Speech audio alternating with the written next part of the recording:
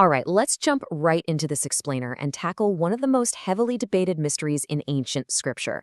I'm talking, of course, about the identity of Gog and Magog.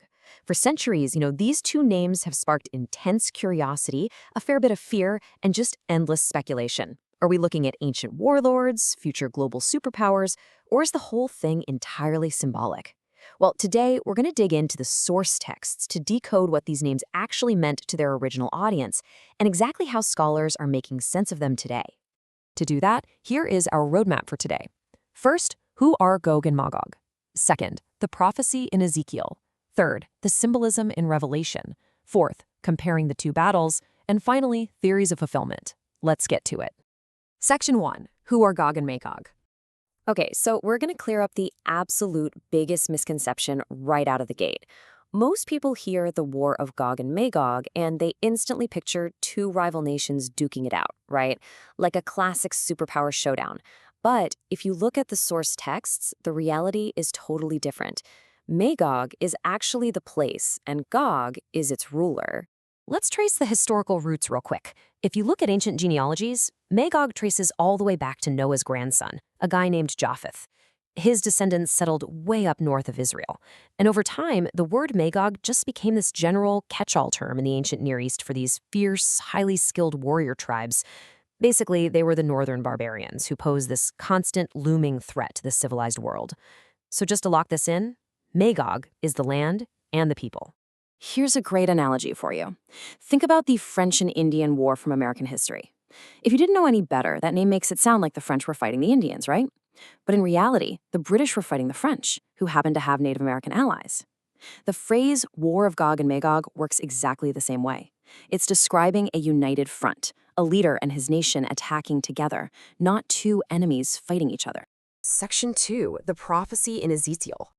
Now that we know who we're talking about, let's look at the primary text. The crucial point in Ezekiel's prophecy is that Gog is acting as a chief prince, leading a massive military coalition. But look at his target. He is not attacking some heavily fortified superpower. He's marching against a peaceful, totally unsuspecting Israel that has just recently recovered from a previous war. The text literally describes a people gathered from many nations, living in unwalled villages with absolutely no defenses. It's a complete setup for an absolute slaughter. But that slaughter never actually happens, because God intervenes dramatically to protect Israel. Before God can even strike, total chaos is unleashed on his armies.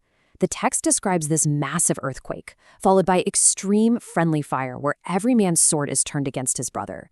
And then come the catastrophic natural plagues, torrential rain, hailstones, and burning sulfur. I mean, it is total divine annihilation. Section 3, the symbolism in Revelation. Now let's fast forward. In the New Testament book of Revelation, Gog and Magog suddenly emerge again. But the context here is vastly different. They show up at the very end of a literal or symbolic thousand-year millennium, and they're gathering for one final global conflict. So this sudden reappearance forces us to ask a really critical question.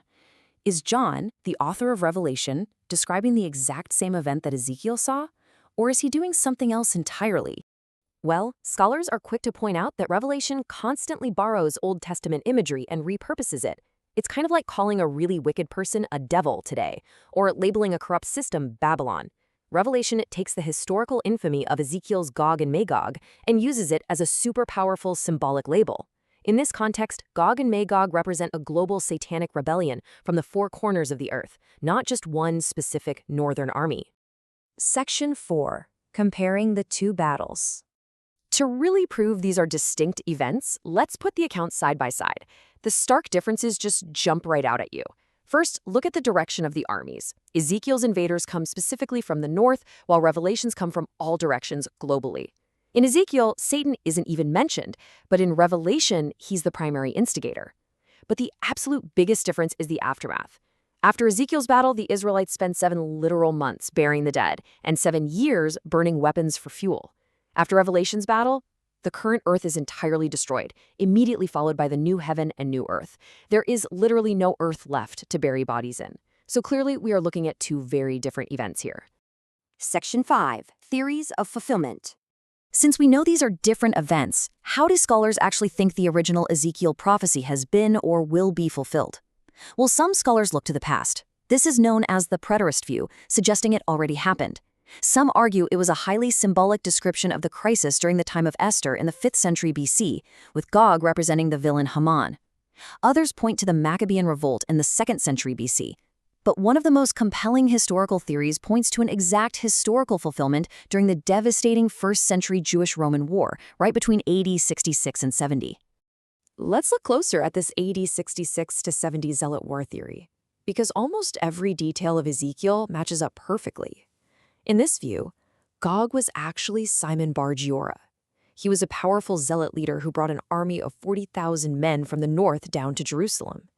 Ezekiel's prophecy of every man's sword against his brother, that perfectly describes the bloody, three-way civil war that erupted inside Jerusalem between rival Jewish factions before the Romans even breached the walls.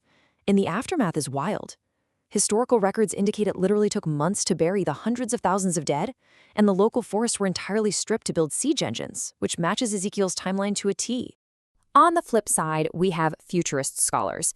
They place Ezekiel's battle squarely in the end times, meaning it hasn't happened yet. But they hotly debate the timeline. Some say it absolutely must happen before the 7-year tribulation, which neatly explains why Israel has exactly 7 years to burn the enemy's weapons for fuel. Others argue it happens right in the middle of the tribulation, suggesting that Israel's unwalled, peaceful status in Ezekiel is actually the result of a false peace treaty they signed with the Antichrist. And within that futurist perspective, which is heavily noted in both the Korean and Western theological sources we reviewed, there's the modern confederacy theory.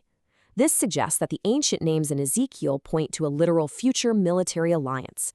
They trace names like Rosh, Persia, and Gomer to modern nations, proposing a massive future coalition spearheaded by countries in the Middle East and Eastern Europe, like Russia and Iran, sweeping down into modern-day Israel.